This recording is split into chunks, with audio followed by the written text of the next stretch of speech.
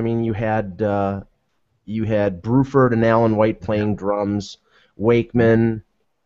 I mean, it was everybody. It was not. There wasn't one guy that was excluded.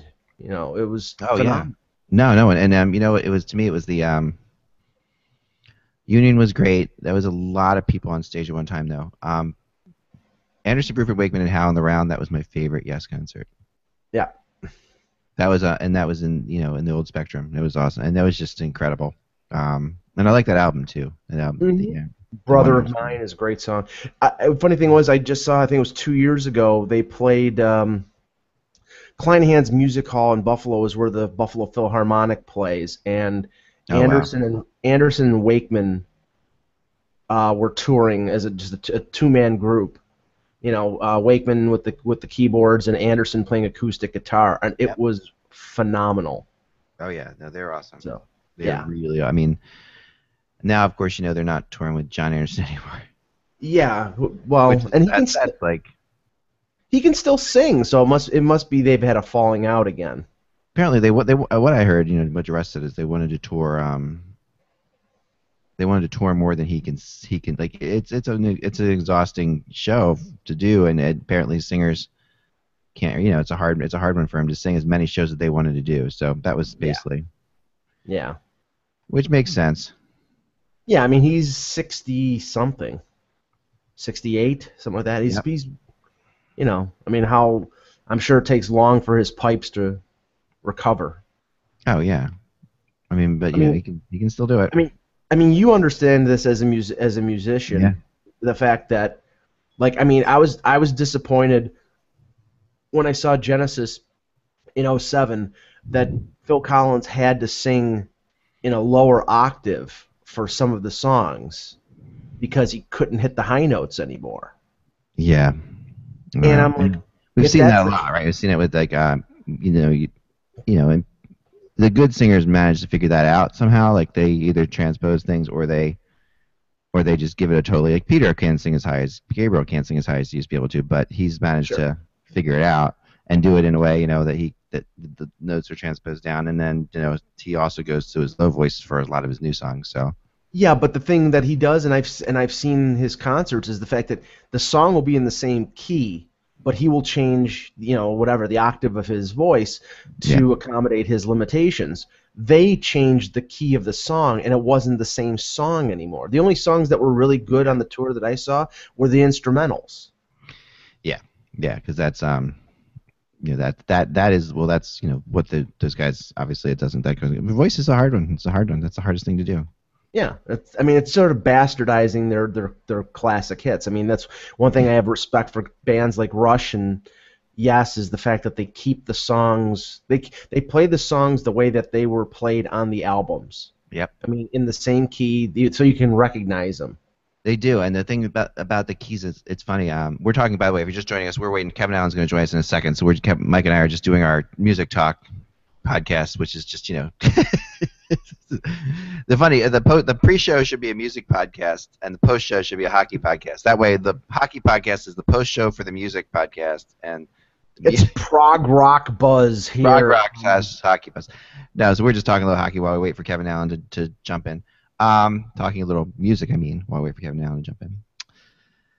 So yeah, I recently saw Springsteen in Hershey with my wife, and what's interesting is he's obviously, he can sing, no question about it, but he's getting to the point where he had to transpose a lot of the keys down, and that it really doesn't, as long as the energy's there, it doesn't much bother me. Like if it's a different key, Right. the energy is still the same. However, the one thing that's funny about when bands transpose things down and don't think about how the set list works, because there are some keys that you shouldn't go to from another key, and it's something that we used to think about all the time. Like you don't want to go down half a step or down a fourth or from one song to the other, or that song will sound terrible when it starts, because if two songs are so drastically different in keys, it'll just, especially when you're Springsteen, he's like throwing songs one into another. Mm-hmm. And I think a high energy song, and then if he drops down like say 3 steps to the next song, it's like whoa! It just throws you completely crazy. Downshift. It's like a downshift. You still have to look at that. Yeah. Well, I So mean, I haven't seen him live in concert, and I want to. I know he's doing a concert every month at Madison Square Garden. Billy wait, Joel, whoa, hold on. What's happening now? Billy Joel is doing a concert every month at MSG. He's got a regular gig at MSG. He does one every month. That's a riot. That's good. Well, That's yeah, cool. I mean, he lives in New York, so it's Why it's just not? a I mean, you tell yeah. it's money. Hell,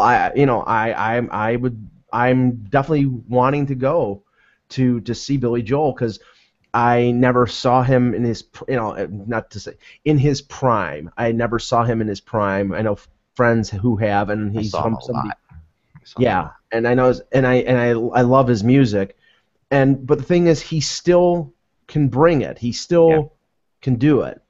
He's still a great Oh, piano there's player. there's a Billy Joel channel now XM on channel. XM. Yeah, have you heard it? Yeah, it's pretty cool.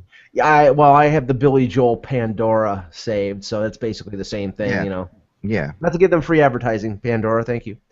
Pandora's Um, awesome. yes, it is. But That's my normal color. Sorry. yeah, less ominous. Yes, Somewhat, thank you. mate. Yeah, I know. It makes me so angry, so very angry.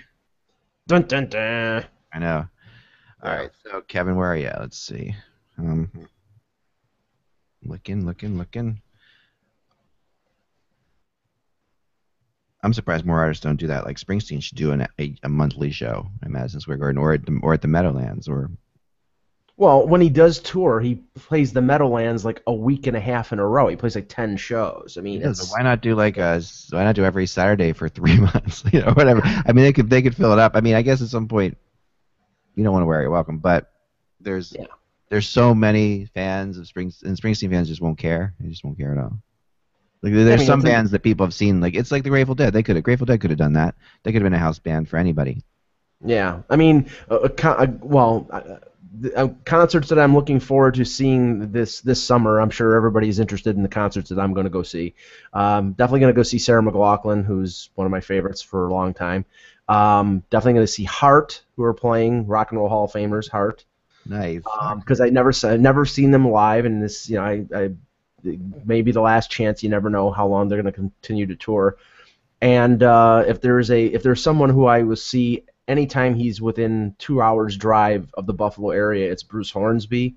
Yeah. And Bruce Hornsby is playing in southern New York, down near the Ohio border, Chautauqua County, playing with Pat Metheny, which is great combo.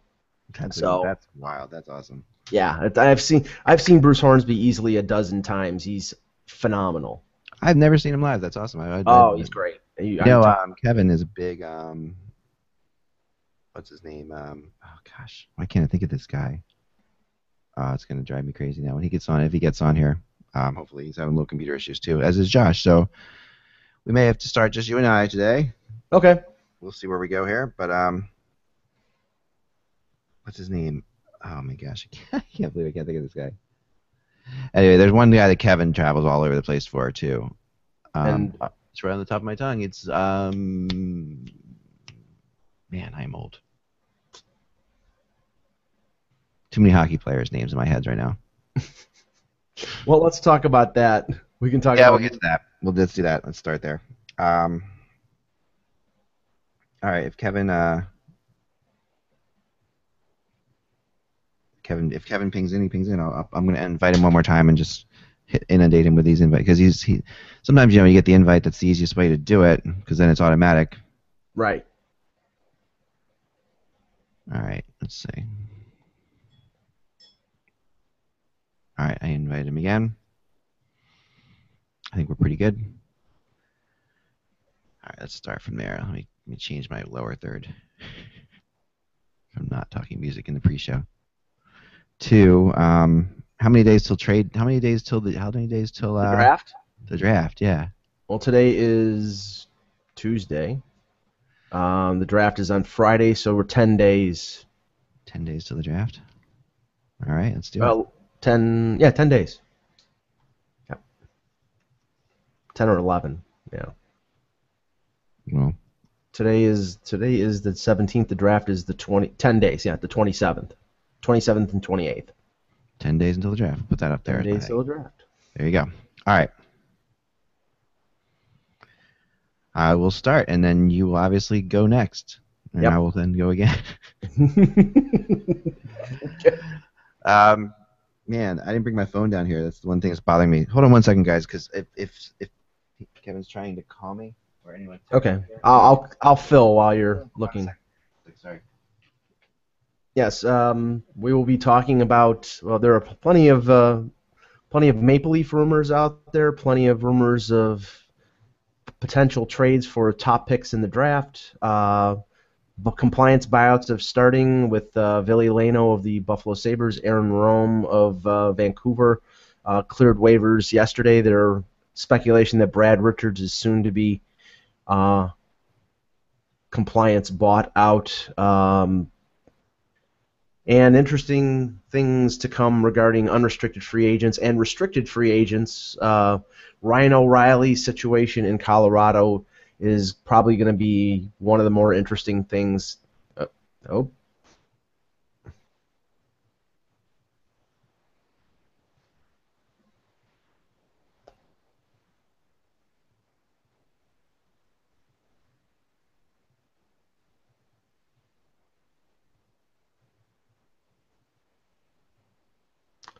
I thought somebody was popping in there, so.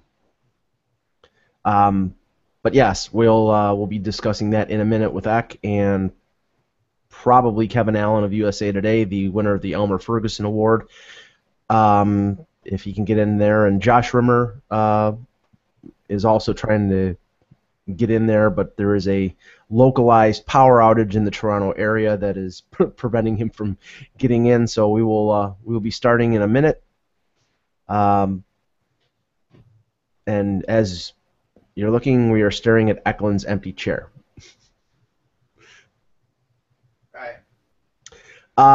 Eck, you may want to send another invitation because Kevin popped in there for a second and then popped out.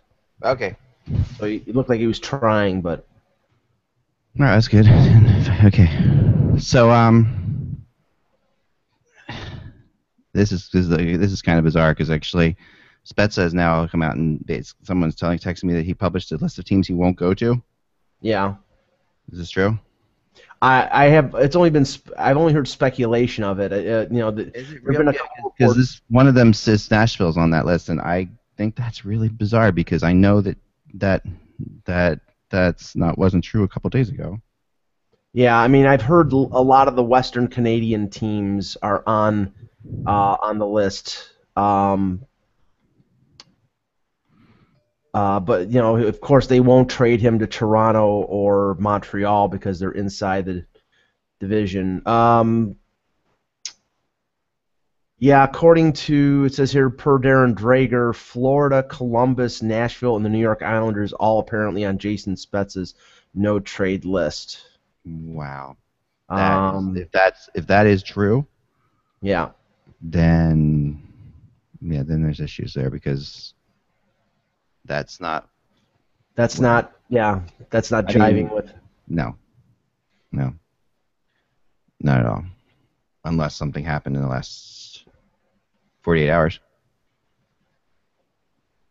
But it's possible. I mean, or that could. I mean, sometimes this is what I'll say about that. Sometimes old trade lists get out. Yeah. Because I know that there was a push for this. And I know that it's been widely reported that Calgary was making a play for Spezza, which is a little surprising because I thought that they were sort of going the rebuild path, and he's a guy who's 1 year away from being an unrestricted free agent, but one of the reports said that he's not interested in going to any of the Western Canadian teams, Edmonton, Calgary, Winnipeg, etc. We've been joined by Kevin Allen. Here is the ghostly image of Kevin. Oh man, it's just not working. What the heck? He's trying. Yeah. All right. Let me just text him and then we'll start the show.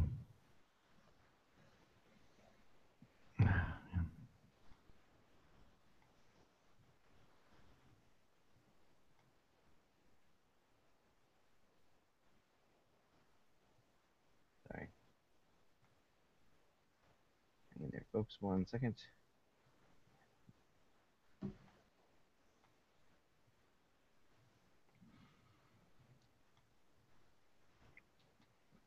How is it that in this day and age when I have these incredibly complicated computers, they still have like moments when they freeze up on you?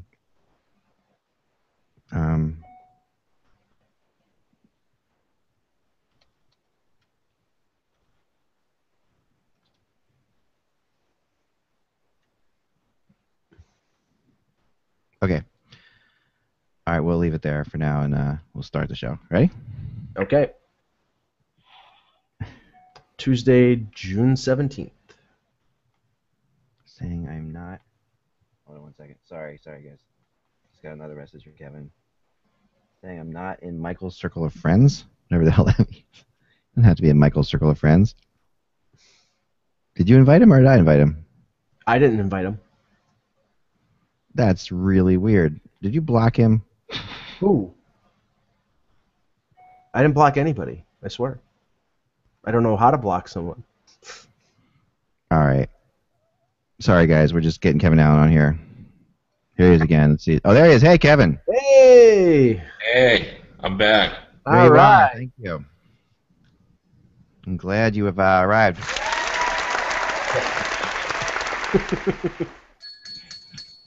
Excellent. You came on the wheel day. Wheel of Kevin, Chance Day. I brought. Oh, okay. You know how hard it is to find a carnival wheel these days? Did you make your own? No. Kevin, I just went on Craigslist and found someone selling a carnival wheel on Craigslist. How about that? tilt your computer or tilt your screen a little bit down. Yeah, we're only seeing the. There you go. There you go. There you go. Perfect. Getting the decapitated head there. Okay. Awesome. Well, thanks for joining. My pleasure. What are we talking about? We are live. We're going to talk about rumors. Okay. We got to talk about rumors today. I'll fill you in as we fly along here. We got some interesting things coming on from Twitter and some stuff that I've heard and yeah.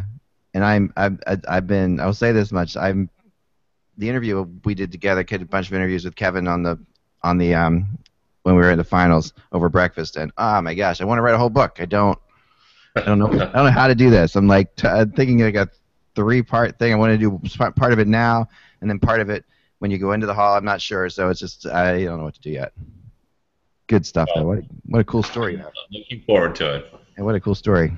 All right, here we go. It's the 17th, right? Yes, the 17th. All right, here goes. Hello, Hockey World. It is Tuesday, May 17th. May. June. Ay. Okay, still catching up on sleep. This is why Mike has to tell you what date it is. That is Mike's job, and Mike, you just told me the 17th, Mike. That's your fault for not giving me the month. Shouldn't assume anything with me. All right. Hello, Hockey World. It is Tuesday, June 17th, 2014. I'm Michael Lagello. I'm Kevin Allen. And I am confused. I am Eklund, and you're watching the Hockey Buzzcast on HockeyBuzz.com now. We're just kicked. Yesterday was our biggest viewed show ever because we know you folks like to talk rumors, and that's what we're doing. We also have the wheel today, the big wheel. We're introducing the wheel today, which has 15 spots on it. So on each spot has 2 teams, 2 NHL teams. And what we're going to do is at the end of every show, we're going to spin the wheel and see the 2 teams we're going to do a little focus thing on the next podcast. So that's the goal. And these teams are strategically put together to have one very popular team and one not so popular team. so we get through all 30 teams in 15 shows. That's the plan. All right, here we go. So I was talking about Spezza possibly going to Nashville, Kevin, and today, all of a sudden, just like minutes before the podcast, I hear this report that Darren Dreger has unearthed something, and he's unearthed the fact that that Spezza will not go to what teams now, Mike? Let me pull out. Well, let me pull out the report again. I'm sorry. I know there was Nashville, the Islanders, Columbus, and one other team. Florida, yeah. Okay, now, so it kind of flies into some of the things I'd heard about Nashville being very much interested in Mike Fisher being very much interested. But anyway, Spezza's off that list. or at least according to the list that Drager unearthed, he's off that list, which is That really brings up sort of an interesting dilemma for teams like Nashville. Like like if you ask players, "Where's your favorite cities to visit?" Nashville always makes the top 2 or 3. They love going to Nashville. They love hanging out there. They love going to honky tonks. They love the arena. They love the atmosphere. But when you ask them whether they want to play there, the answer is invariably no. And I think people wrongly view that as it's not a hockey town, so they don't want to go there. But that's not it at all. It has to do with we don't view the Nashville Predators as being close to being a Stanley Cup winner. And I think it has everything to do with that. You look at those teams that were mentioned, none of them, some of them are on the rise. Columbus is a team that's on the rise, but all of them are hard to predict where they're really at. And I think that has everything to do with it. And I think Spezza also didn't want to end up playing in Canada. That was what I've heard. And I think that has to do with the fact that, when you're playing in Canada, you're dealing with a lot more media than you are when you're, playing for an American city. Yeah, Well, and yeah, go ahead, I'm Kev. sorry. Go ahead, Mike, continue. Well, Kevin, the funny thing is that I heard the same report that you did, and mostly the teams that he was not interested in going to were the Western Canada teams like Edmonton, Calgary, Winnipeg. That's not taking into consideration the teams that the club that has his rights right now, Ottawa, won't trade him to division rivals like Toronto or Montreal. So that's not. Yeah, I mean he's from Toronto. It's been like every year there's Spezza to Toronto rumors. I don't know how how he would react to the pressure of the media market in Toronto, but he's from there, and there's been a lot of speculation of his name going there in the past. So I think it's more a question that they would rather trade him to the Western Conference where he can't affect them as much. But I don't think he has a problem going to Canada. Yeah, I think it's going to be for sure. They're going to try to trade him first to a Western Conference team. I think Murray has sort of told people within the hockey community that's what his objective is at this point. But that changes. If you're not going to get enough, you got to do what you can do. Right, and that brings up Anaheim. And when you put all things together, just as from speculation point of view or any which way, Anaheim kind of makes sense because Spezza is going to a team that can win, like you said, Kevin, and they're a team that doesn't really have an onerous media. That's onerous is not the right word to use, but something word that sounds like onerous. Sorry, still getting over my Stanley Cup final hangover. But yeah, I mean, so Anaheim would make sense. I also heard St. Louis connected with Spezza, and I know from the time Hitchcock was here in Philly that Hitch really likes Jason Spezza. Yeah, I mean, both those teams make sense. I think the Anaheim team, if I had to make someone a favorite, that would be the team I would make a favorite, simply because they have history of doing deals. They have a very good collection of younger players. They can send back players who can help the Senators immediately, which is one of the objectives as well. So it makes a lot of sense. We always talk about trades with regard to what makes sense for the team that the players are going to, but oftentimes it has more to do with getting somebody back that you can sell to fans. Right, and of course these teams made a big deal last year at this time, roughly when the Bobby Ryan trade happened with Ottawa and Anaheim. So that now, Mike, there's some other news that just came in off the Twitterverse. Yeah, Darren Drager reporting that the Hurricanes have requested permission from the New York Rangers to talk to assistant coach Ulf Samuelsson. That's been out there for a while, that they were interested in Samuelsson, the connection going back between Ron Francis and Samuelsson back to their days in Hartford and Pittsburgh. Also, he's reporting that the Penguins are scheduled to talk to Ron Wilson and Mark Crawford about their vacant head coaching job. And according to Hockey Central from Sportsnet this afternoon, the final 3 coaches in Florida are candidates are Gerard Gallant, Crawford, and Dan Bylsma. Okay, well that's a lot of coaching news at once. Kevin, what is it about the ex-Hartford Whalers that make them great NHL coaches. Well, in this case, it's the fact that Ron Wilson is an ex-Hartford Whaler and has a great affinity for Ulf Samuelsson. But I mean, Yeah. I agree with you. I mean, it sort of has, it has legs. Deneen obviously took Canada to a women's gold medal, and yeah, absolutely. So Right. Quenneville. Yeah, Quenneville for sure. Yeah. Dave Tippett. Dave Tippett, who I think is one of the best coaches in the NHL that people don't really think about. Tippett, I think he's done an amazing job there. Yeah, it's something else. I mean, so there's a lot of stuff going on there. Bylsma, I guess word comes out today that, or in the last few days that I kind of got the impression that this was Bylsma's job if he wanted it.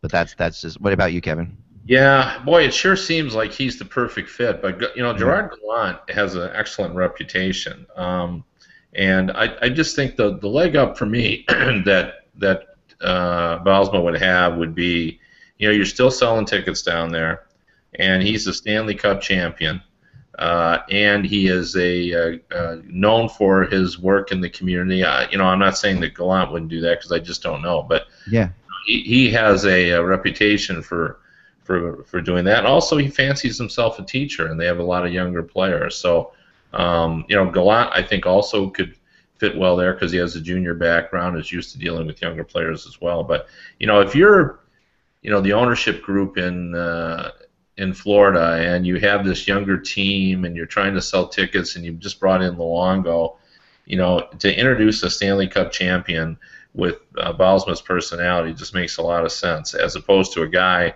that, I think people know who Gallant is, but it's not the same thing. So, Hockey.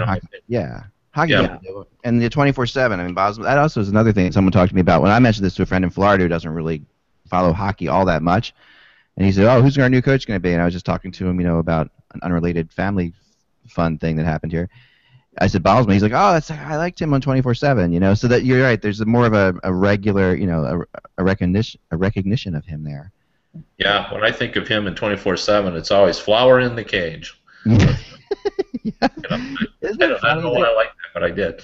There needs to be there's a good story for you sometime, Kevin. This is right up your alley because you're really good at lists. We need lists, and not lisps. Lists, Lists, lists. And one of my lists would be this: the top 10 most memorable quotes from 24/7. Because there's some really interesting ones. Sure. Obviously we all think of, I think Bruce Boudreau would hold the first 5, and they all be expletive filled. Exactly. And the giddy up and go from Peter Laviolette, that was a big one that made the rounds here. And of course the humongous universe of the goalie. Billy Brizgalov. Yeah. Thanks, Mike. And the Randy Carlisle battle with the toaster. Well, the funny thing is that there, and I don't know if these are true or not, but there are some reports that are suggesting that the Panthers don't want to pay, the salary conducive to Bylsma, because Bylsma's a Stanley Cup winning coach. That he would probably want near the top third of NHL salaries for a coach, and that they're looking to go inexpensive. Now, if that's the case, then maybe Gallant, who was a previous head coach in Columbus, I believe, he maybe lean towards him. I heard a little bit about this, and I don't know what you heard, Kevin, about this, but I heard that wasn't an issue. That's what I heard. That even though, because Bylsma actually might be taking a pay cut to go there, because right now he's getting paid still by the Penguins. So if he goes there, he doesn't get paid by the Penguins anymore. So you would think if it was just about money, you'd have to at least match that. Have you heard anything about this, Kevin? No, actually I haven't. And, I never trust sort of information I get up about coaching salaries because, obviously they don't disclose those. And usually the information you are getting is from other coaches who say, well, so-and-so is getting this. But, I don't always trust that information. So I would think that they're going to have to match what he has in Pittsburgh. You can't ask a guy to take a pay cut. So but I don't know. And you don't want to get a reputation when you're a new ownership group if you're going to do everything on the cheap because that gets around pretty quickly. So I would think they'd go big or go home, and I think they're going to go big. And that goes counter to everything that's been said about Vincent Viola, the new owner, about him wanting to spend money Right. in free agency and make trades. All of a sudden, he's going to go spend big money, trying to add people in free agency and bring in big players, and all of a sudden he's going to take, be chintzy on the coaching staff. It doesn't add up. Yeah. Yeah, no, it doesn't. I agree with you on that. So They have the one thing it does, I do think though, is that, like, I'm really excited about what's going to happen over the next week. Like, this could be.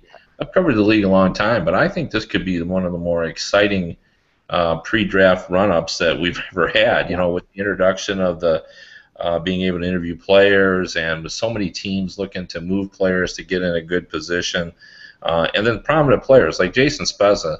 He's an excellent player. Yeah.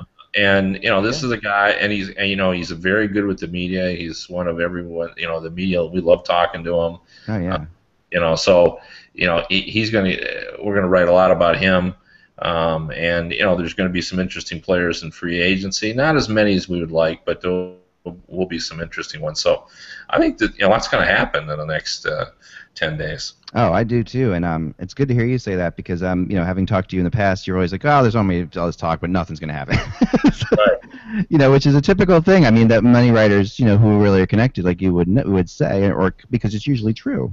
Yeah. No, I mean, so many times general managers talk about, so many trades get talked about, but very few of them, go to the fruition. But in this case, I think what you're seeing is what you're going to get. I mean, it's pretty clear when you look at what everyone's salary cap situation is that a lot of teams have to move some players in order to get in the position to make changes. So, it's going to be interesting. I thought it was interesting that today Pat Morris, via Nick Constanica of Yahoo on Twitter, said, or maybe he was quoting somebody else saying that Pat Morris, the agent, has said he's not really sure that Brad Richards is going to be bought out. Yeah. I'm pretty sure about it. Yeah. I haven't had anybody tell me that, but it's just like there's nothing wrong with what Richards accomplished this year, but Yeah. $6.7 million over 6 years is a lot of money in terms of cap hit, and I think they just have to do something in order to have the flexibility in order to make changes. So, what's going to be interesting is, he suddenly goes in the free agent marketplace. He's pretty attractive. I mean, he really is. Like, there aren't a lot of centers out there. I mean, I'm not saying people are going to pay him $6 million, but there are going to be teams that want him because they'd like to have an experienced center. There's a shortage. Kevin, I mentioned yesterday whether he would get a contract equivalent to what LeCavier got as a buyout last year. I mean, LeCavier got 5 years, $4.5 million from the per year from the Flyers. There's only one Ed Snyder, Mike. Well, and I agree, but I mean, I think there is a market out there for centers. If Richards takes a 3-year deal from someone, I think he could get that kind of money or maybe even a little more. But if it's a longer deal, I think it's going to be tough for him to find a deal. Well, I would agree with that. The one thing I would say is don't we think LeCavier's performance level sort of hurts Richards in that regard? Yeah. So, Richards. The problem is we measure Richards to the old Richards, and he's not the same player. But if you look at him just as a guy, can he help us? Would he be a nice number 3 center for somebody when you're looking for an offensive boost? Yeah, he'd be a real good one. Maybe number 2 center. He's just not the guy that can carry a top line the way he could before. So it's going to be interesting just to see where he lands. And throwing him back into the, does anyone think there's going to be any real surprises in the buyouts? I don't really, but Ville Leno is being bought out, right? We found right. that out. That's completely. Obviously, that has been expected for well over a year. Well, since the day you signed, pretty much. Pretty much. And that's even before they dreamed up the compliance buyout, they're dreaming up ways to buy out Ville Leno. All right, so this is the Ville Leno panel. I just realized this because Mike, you're in Buffalo, Kevin's in Detroit, I'm here in Philly. So we have the Ville Leno panel. And it's pretty funny because Ville in Philly, we used to call him Philadelphia actually, was really spectacular. I mean, and that's why I got the contract, obviously. In Detroit, what was Ville Leno to you, Kev? He was a good player. Like he looked like a player on the rise. They were a little disappointed.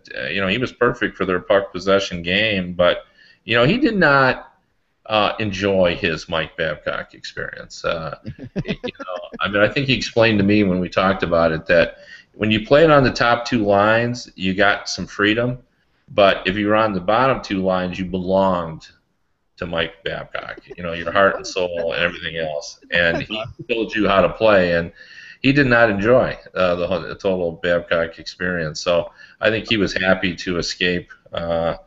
And get out of there. But he's a very skilled player. I don't know what happened. The wheels just sort of fell, not his wheels, but he just sort of fell apart in Buffalo. He totally fell apart in Buffalo, Mike. Yeah, I mean, the whole reason, and Ak and I have battled over this for a couple years, the whole reason that he failed in Buffalo is because Darcy Regier brought him in to play center. And he's not a center. He's never played well at center. When he played center in Detroit for a little while, he didn't play well. That was one of the reasons they essentially got rid of him. He played on the wing in Philadelphia. He played great. But the Sabres were looking for a number 2 center. They had a boatload of new money with Terry Pegula coming in as the owner, and Darcy Regier all of a sudden had carte blanche to spend big money, and he spent $4.5 million times 6 years on a guy playing the wrong position. It was a stupid move by Regier, and it blew up in their face. And the thing is that he had a series of injuries, which has, prevented him from being able to play at a consistent basis. And that's made it a lot worse too, right? And I mean, the issue, I don't think that he almost signed back in Philly before signing Buffalo, and but Philly wasn't willing to go that high. Right.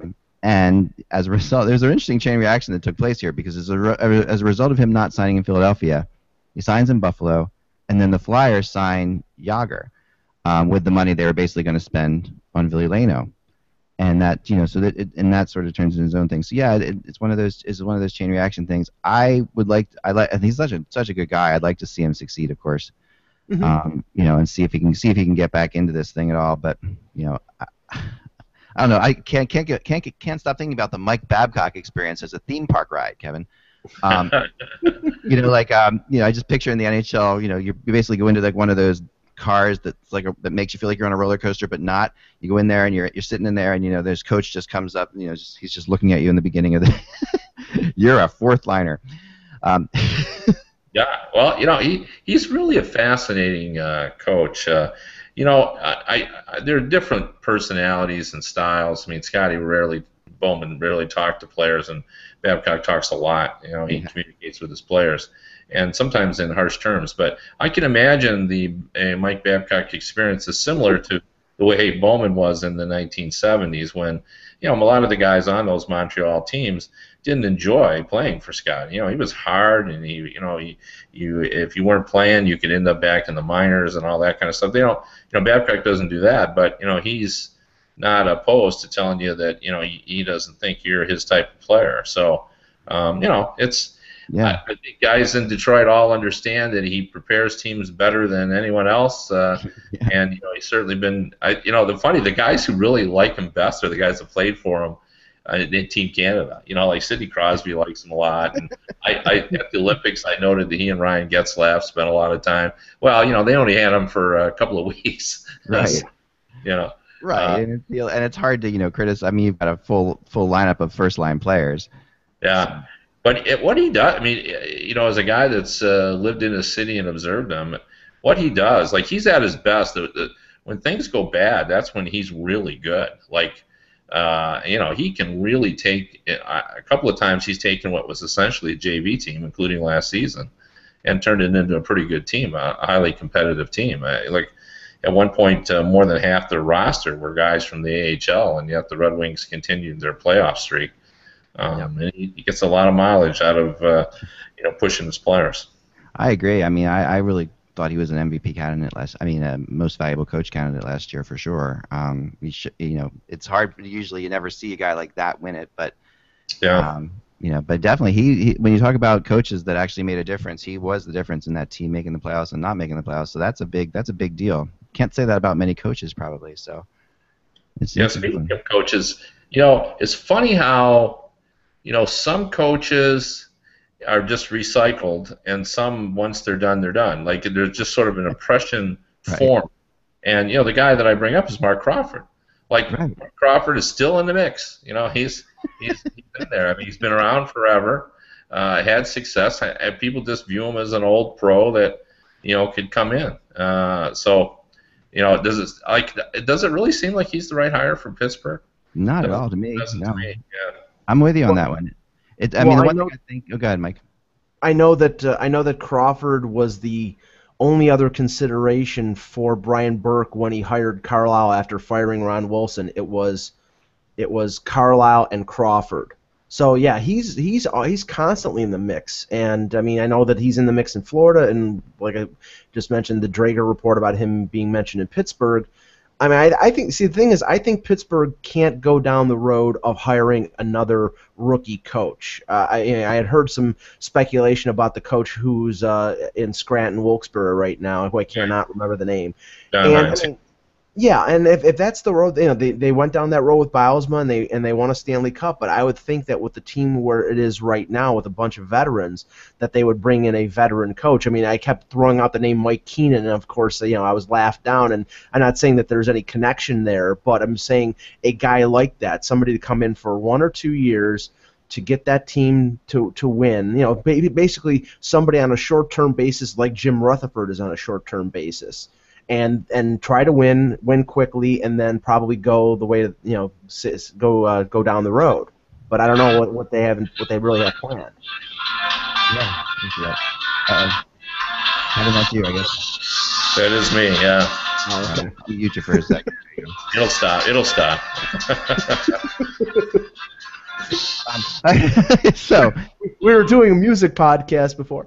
Right. So all right, let's get to a couple other players before too long, and then I want to ask Kevin one question about the Stanley Cup Finals because I haven't seen you since actually the whole thing went down. Ryan O'Reilly, what are your thoughts on this situation that's going on right now? This is a tricky one, right? I'm really surprised, to be honest, that Colorado hasn't made a greater effort to get Stastny and O'Reilly signed. I mean, they've had so much success, and obviously Duchesne's in the middle of that as well, and Landeskog. But with the Colorado being relevance again, I think you've got to get those guys, signed. Like that's the heart of the team right there. And I realize that he's just a restricted free agent, while Stastny is an unrestricted free agent, and you still have him. But I think you'd want to make him happy and make him part of the solution. I would think so too at this point, but it seems there's a lot of people who don't think that's not going to get done, and team arbitration is always a slippery slope. We don't see that too often. It's a tricky one. Well, I remember successful team arbitrations and if players have stuck around with their teams afterwards, because it does not always happen. Mike? Pat Morris was interviewed this afternoon, and he's the Newport Sports represents O'Reilly, and basically pointed out in the interview, very directly that June 25th is when he can talk to other teams, and that the offer sheet avenue is the possibility, and did not sound exactly positive about the fact that that the Avs went the way of a club selected salary arbitration, because they would have had to qualify him at $6.5 million as a restricted free agent, but by going to arbitration, they can go for an award of 85% of his salary, which of the 6.5, which would be less than $6 million. And I think that's where the crux of the situation is. They do not want to pay him more than Matt Duchene. Matt Duchene's making $6 million a year. They don't want to go above what Matt Duchene is making. I think the hold up on Paul Stastny right now is they want Paul Stastny to sign for $6 million. They want Matt Duchene to be the highest paid forward on that team. I think there's a good possibility Stastny would take that, take the hometown discount and stay in Colorado. O'Reilly wants to make as much as he can, and I don't think he'll ever make that in Colorado, which is why I see this eventually, if not this year, next year, going the trade route. He's just not going to stay there because they're not going to pay him. I just don't understand. To me, I would get Ryan O'Reilly tied up before I got Stastny tied up, but I think that, I don't know, to me that at this point, but Kevin, your thoughts on this? Well, I mean, I think they need to tie them both up. Yeah. Stastny's a big part of that. Yeah. And I mean, the thing about Stastny is like I don't think he can carry a team. He's not a number one center to me, but he's an excellent number two center, and he's good on faceoffs. He's good defensively. He's been around the block a little bit. He gets it. He's great in the dressing room. Smart guy.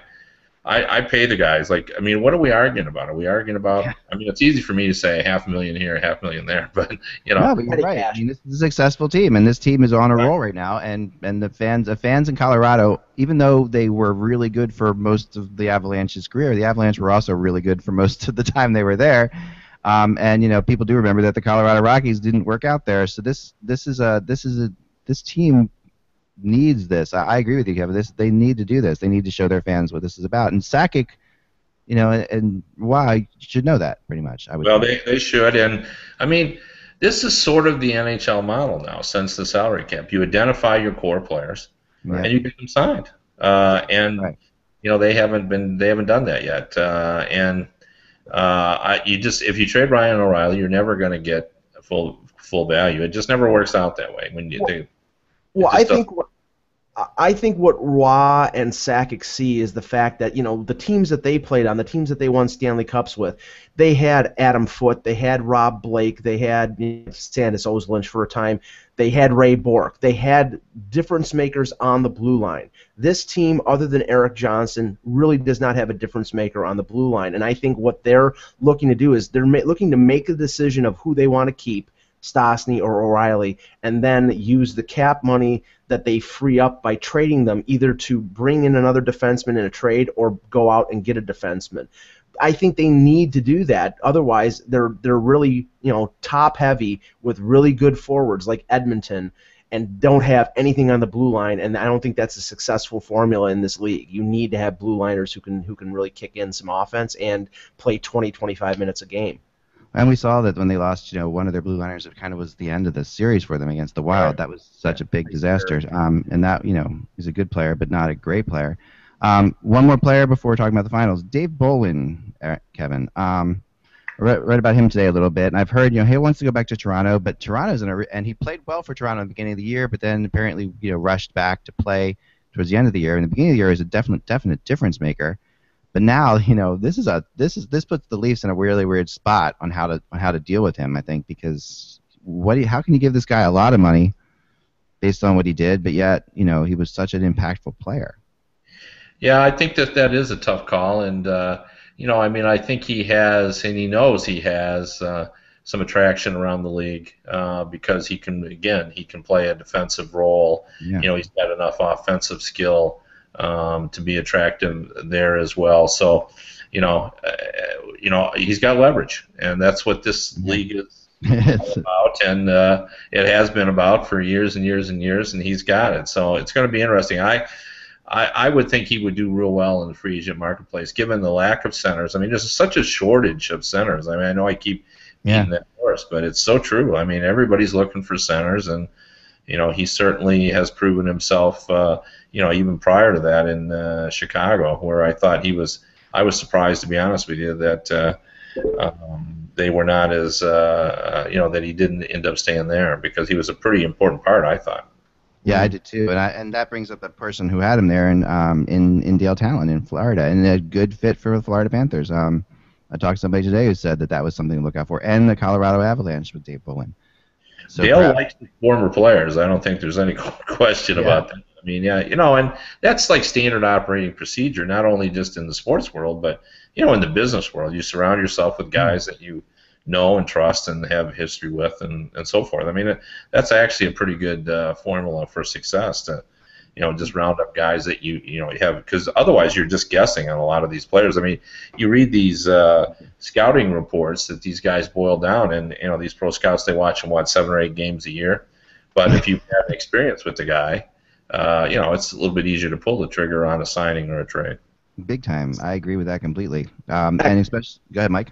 There is a desire from the Leafs, especially Brendan Shanahan, who happens to come from the same hometown that Bolin does, that to bring Bolin back, but it's just a question of term and the price point. I mean, nothing has come from his representatives to dissuade the fantasy that he's asking for $5 million a year. I think he's a great player. I think he's one of those glue players that you want on the team. I think he could be a top 6, could be a third line guy.